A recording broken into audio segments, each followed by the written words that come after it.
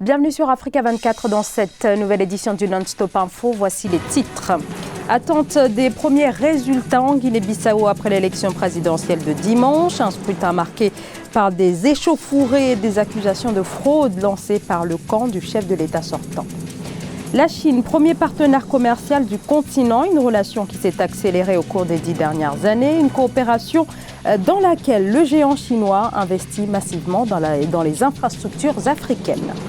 Et après 3 ans de travaux, la République démocratique du Congo inaugure à Kinshasa son grand musée national. Des centaines d'œuvres qui mettent à l'honneur l'identité congolaise sont exposées. La RDC, qui, concernant l'élargissement de ses œuvres, temporise sur le dossier brûlant des restitutions.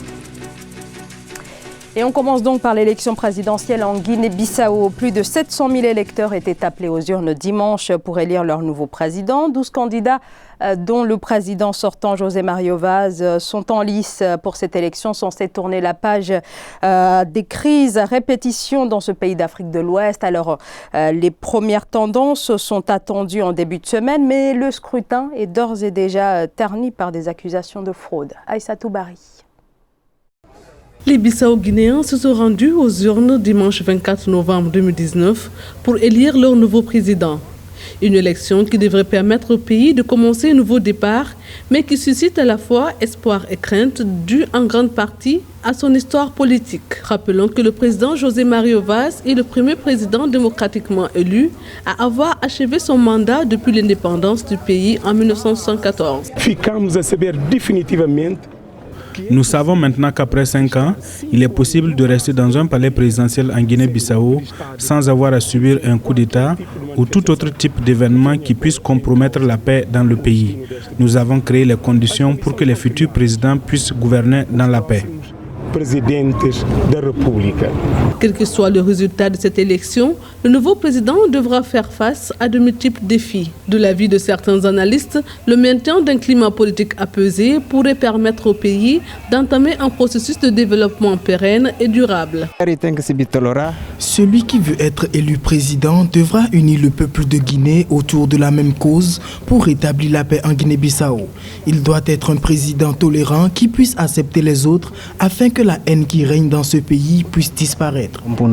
Les premières tendances sont attendues en début de semaine.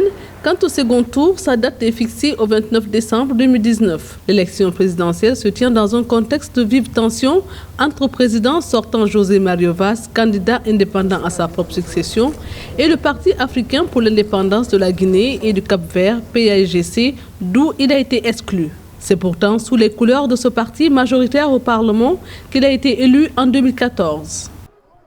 La coopération Chine-Afrique en matière d'infrastructures routières et maritimes se renforce. La Chine qui a investi en 2018 sur le continent plus de 4 milliards de dollars dans ce domaine dans le cadre de l'initiative de la ceinture et la route. Les précisions de Philomène Tin. Plus de 4,6 milliards de dollars est le montant investi dans le domaine des infrastructures routières et maritimes en Afrique par la Chine en 2018.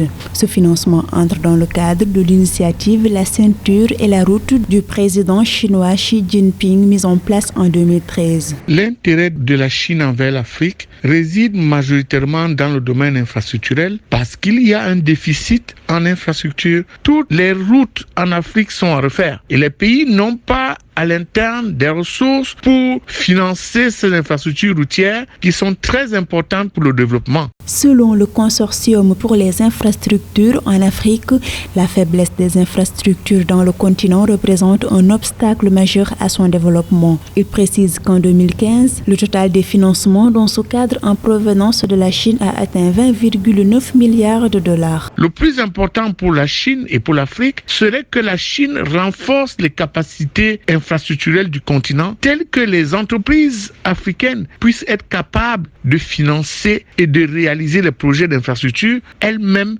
L'investissement étranger chinois en Afrique subsaharienne s'est estimé à 298 milliards de dollars entre 2005 et 2018, d'après l'Institut de l'entreprise américaine. Toutefois, selon la Banque africaine de développement, les États africains ne doivent pas financer toutes les infrastructures avec de la dette.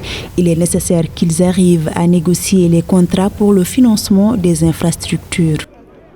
L'Afrique face à l'explosion démographique et à l'urbanisation rapide, des phénomènes qui posent nécessairement la question du logement. Seulement voilà, l'Afrique est en panne de ses habitations alors que plusieurs millions de logements sociaux sont attendus chaque année. C'est notamment le cas au Rwanda où le gouvernement a lancé un programme spécial pour en faciliter l'accès. C'est un sujet signé Nelly Claude Bessa et commenté par Siamlo Victoria Sedji.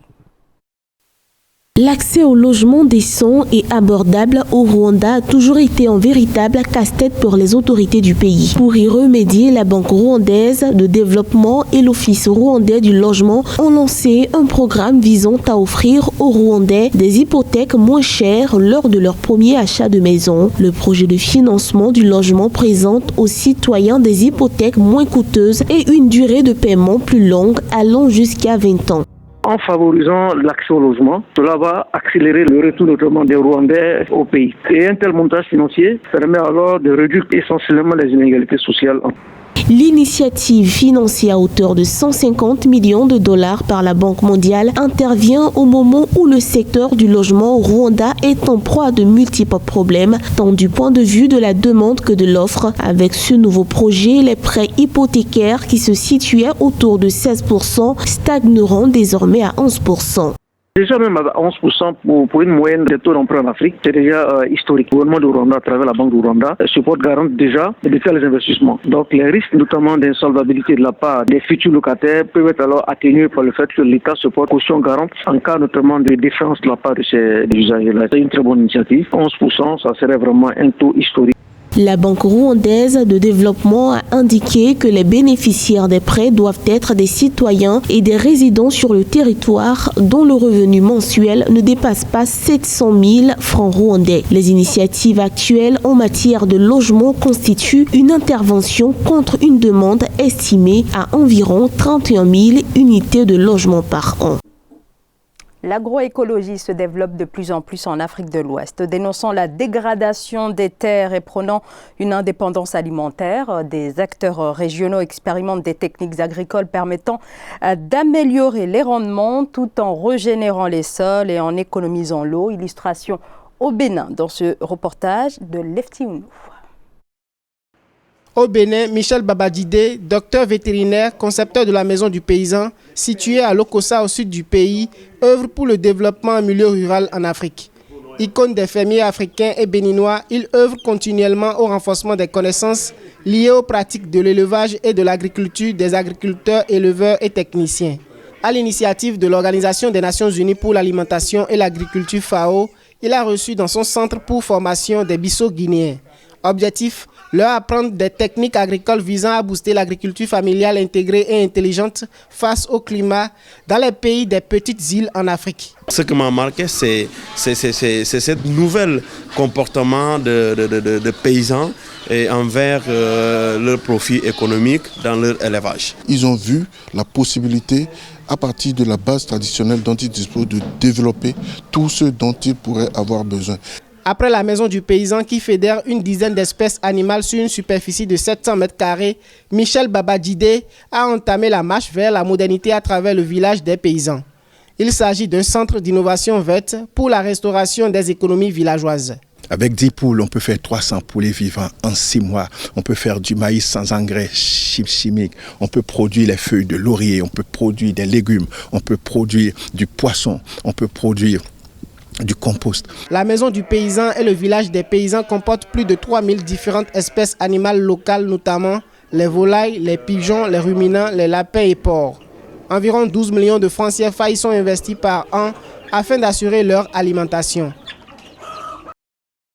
Inauguration samedi 23 novembre à Kinshasa par le chef de l'État Félix Tshisekedi du Grand Musée national, musée qui présente le patrimoine culturel congolais, statuettes, masques en métal. Au total, ce sont 400 œuvres qui sont exposées. Elles ont été choisies parmi les 12 000 fournies par l'Institut national des musées. Reportage à Kinshasa de notre correspondant Jacques Ambouka.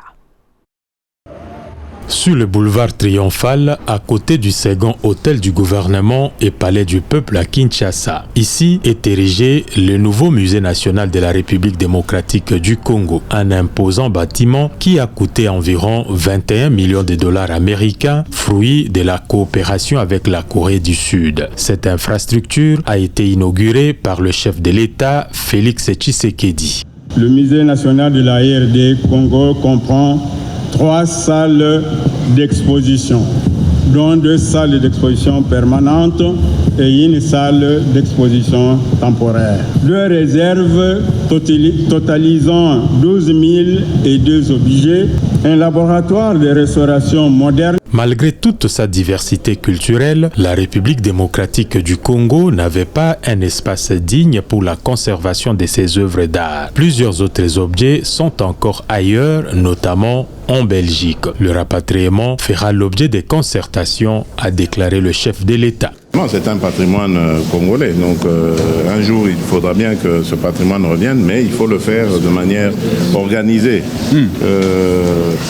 Parce que bon, il faut reconnaître quand même que les Belges nous ont aussi aidés à le conserver, donc il ne faut pas tout reprendre comme ça, il faut le faire de manière concertée.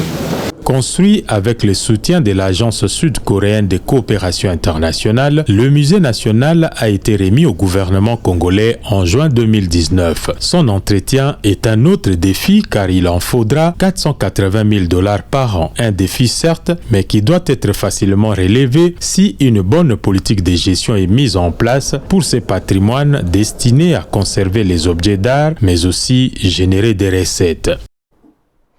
Ils se sont déguisés, grimés, transformés. Les Sénégalais, surtout ceux de la capitale, ont pu défiler dans les rues de la ville dans le cadre du grand carnaval de Dakar, organisé pour la toute première fois. Tour d'horizon de cet événement haut en couleurs dans ce reportage notre correspondant El Hadjon Ndiaye.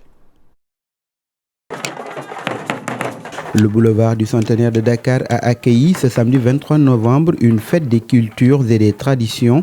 Organisée pour la première fois à Dakar, le Grand Carnaval a enregistré la participation des 14 régions du Sénégal, une mosaïque culturelle des peuples du Sénégal qui est présentée pour la première fois au monde entier. Cette fête des cultures et des traditions a permis aux amoureux de la culture de redécouvrir entre autres le Ndaourabine de la communauté Lébou, le Battle de Djembé, le Kankourang de la Casamance, les Bassari de Kédougou et le défilé des Signares de Ndar. Chaque groupe a mis en contribution son savoir-faire en la matière. On a amené les Bougarabou qui représentent les Djola, on a amené les Tabala qui représentent le peuple des Mours, on a amené les Tama qui représentent les Wala Wala, on a amené les Sabar, les Khin Baïfal, on a amené tout ce qui est rythme et les Asiko pour vraiment montrer la diversité culturelle et la recette du folklore africain. Je suis là pendant 1 mois et c'était obligé que je participe à cet événement. C'était primordial quoi. Ça me permet de voir la diversité de la culture sénégalaise. Toutes les ethnies sont représentées parmi ces personnes-là. Les régions du Sénégal ont fièrement paradé toutes ensemble avec des costumes traditionnels, danse et musique régionale ou rythme. Selon les organisateurs, le Grand Carnaval de Dakar a montré le vrai visage du Sénégal, pays de la Teranga et celui des Sénégalais, un peuple accueillant, ouvert et sympathique. L'objectif du Grand Carnaval de Dakar, c'est de valoriser et de promouvoir la diversité culturelle du Sénégal. Donc les enjeux, c'est faire découvrir au monde, fêter les cultures et traditions du Sénégal et faire découvrir un petit peu au monde les divers visages du Sénégal. Cette première édition marque le début du Carnaval de Dakar qui sera organisé annuellement. Ouvert depuis le vendredi 22 novembre 2019, des conférences, concerts et dégustations du Thiéboudienne sénégalais ont animé les 3 jours du Grand Carnaval de Dakar. Ce journal a été réalisé par l'ensemble de la rédaction. Merci de votre fidélité. Dans un instant, une nouvelle édition de l'actualité sur Africa 24.